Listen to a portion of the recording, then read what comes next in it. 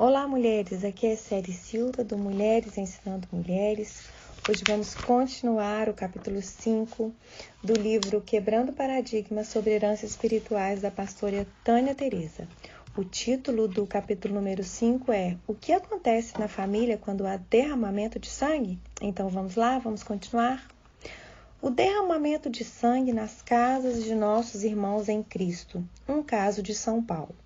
Certa senhora, financeiramente abastada, sofria de uma incapacidade renal grave. Seus rins não funcionavam havia 14 anos.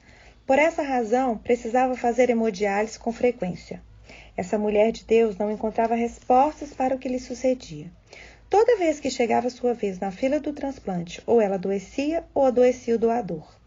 Eu cheguei à vida dela exatamente naquele período, 1 década e meia enfrentando um procedimento fisicamente desgastante e 3 tentativas frustradas de transplante. Havia um ingrediente espiritual muito sério em tudo aquilo. Conversamos sobre heranças espirituais e ela entendeu o que falei. Pouco tempo depois, a matriarca convocou uma reunião de família da qual participei. No dia do encontro familiar, todos se assentaram à volta de uma grande mesa. Na cabeceira estava a frágil senhora de 80 e poucos anos. Nas demais cadeiras estavam seus filhos, netos e bisnetos cristãos. Alguns eram os pastores, inclusive. A família teve acesso ao material que disponibilizei sobre heranças espirituais. Por isso, não precisei falar nada. Fui a São Paulo para orar com eles. Naquele dia, eu apenas disse aos presentes: Deus falou comigo que a vovó tem a chave espiritual que dá acesso à enfermidade que a aflige. Quando eu disse isso, ela levantou a mão e asseverou: Eu tenho mesmo. E começou a contar sua história aos prantos em visível constrangimento. Aquela senhora casou-se, foi morar na roça, perdeu a cabeça, envolveu-se com outra pessoa e seu marido descobriu. O marido matou o rapaz com o qual sua esposa se envolvera e enterrou no fundo do quintal. Depois disse a ela: Está vendo esta terra revolvida aqui? Debaixo dela está seu namorado morto. Você tem 2 alternativas. Ou você fica quieta e ninguém saberá que você me traiu e vivemos bem o resto da vida, ou você me denuncia e eu sou levado preso. Mas saiba, se eu for preso, um dia sairei da prisão. Quando esse dia chegar, eu mato você e a enterro junto com seu amante.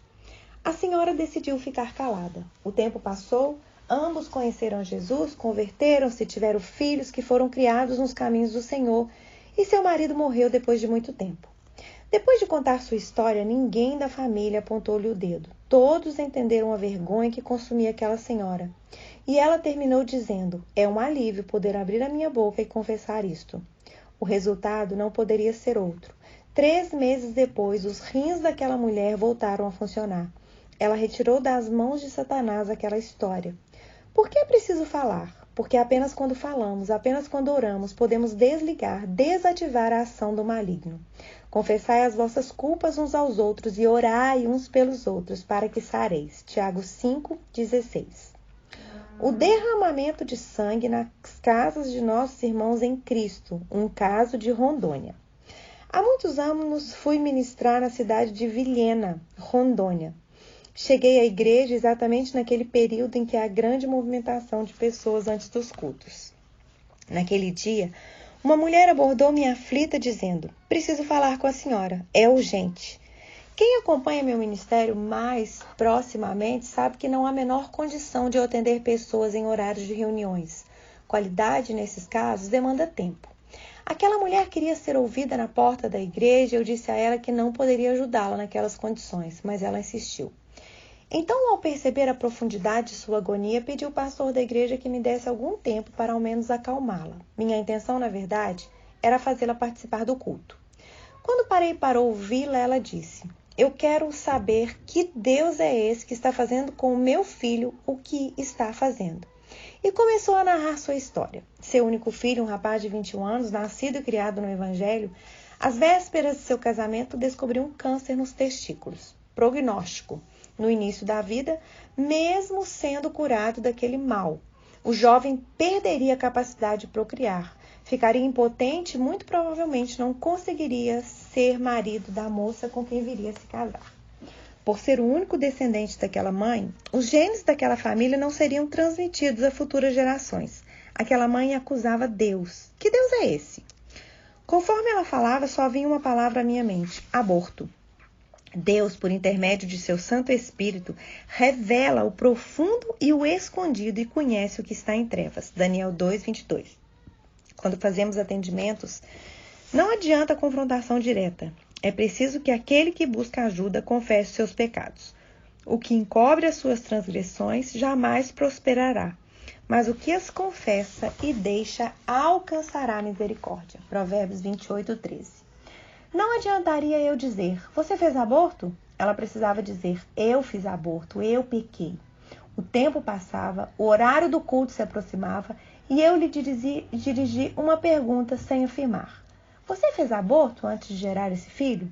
A mulher ficou muito enfurecida, deu um passo para trás e respondeu asperamente: doutora, eu não estou falando de mim, estou falando do meu filho. Já falei que meu filho nasceu na igreja e tem um detalhe: ele nunca teve uma experiência sexual. Ele fez um voto de santificação e seguirá para o casamento com honra. Quando pela terceira vez ela esquivou-se da pergunta, eu disse: minha irmã, vá com seu filho para Porto Velho. Ela havia iniciado a conversa dizendo que não poderia ficar para o culto, porque seu filho seria submetido a um procedimento cirúrgico. No dia seguinte, na capital rondoniense, não há o que eu possa fazer para ajudá-la.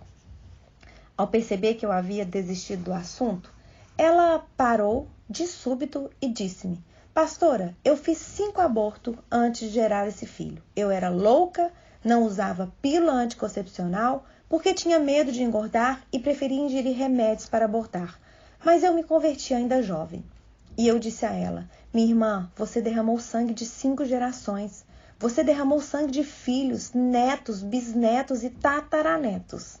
Aquela mulher gerou um único menino, a quem criou com todo amor e dedicação. Ela tornou-se uma nova criatura em Cristo, sim, mas apesar de convertida, seu pecado continuava oculto, inconfessado. Continuei dizendo a ela: sabe onde você gerou esse filho? No túmulo dos 5 irmãos dele. Há um espírito de morte rondando esse jovem. Contei minha história para ela e asseverei: Deus não é injusto. Ele é justo até com o diabo. Pelo derramamento de sangue, foi aberta uma janela no mundo espiritual que dá legalidade ao inimigo para fazer cair essa enfermidade sobre o seu filho. Ela retrucou dizendo que se arrependera do seu pecado e eu continuei: sim, eu creio. Se houve conversão genuína, não é possível que você não tenha se arrependido de ter feito 5 abortos. Porém, seu arrependimento definiu sua eternidade. Mas o seu pecado encoberto mantinha a mão do inimigo sobre sua vida. Vamos orar. A igreja tem autoridade para ligar e desligar. Havendo concordância na terra, haverá concordância no céu. Vamos pedir agora que a misericórdia do Senhor recaia sobre seu filho. Assim como Deus não brinca de ser Deus, o diabo não brinca de ser diabo. Qualquer coisa que ele tem em suas mãos relacionada à nossa vida, ele vai usar contra nós, contra nossos filhos, netos ou bisnetos. Eu só soube o final dessa história algum tempo depois. Aquela mulher estava em Curitiba, em um seminário de libertação no qual eu ministrava a cerca de 150 pessoas, entre pastores e líderes, e eu não sabia. Nesse seminário, comecei a contar a história do rapaz que teve câncer nos testículos e lembro-me de ter falado: sabe qual é a intenção do inferno? Matar todas as gerações futuras, agora. Satanás mata 5 e mata o resto, porque morrendo um rapaz, morrem com ele todos os seus potenciais descendentes. Eu estava no meio da história quando aquela mulher levantou-se e ficou do meu lado, mas eu não a reconheci. No espaço em que estávamos realizando o seminário de libertação, funcionava uma base da Jocum, movimento internacional e interdenominacional empenhado na mobilização de jovens de todas as nações para a obra missionária.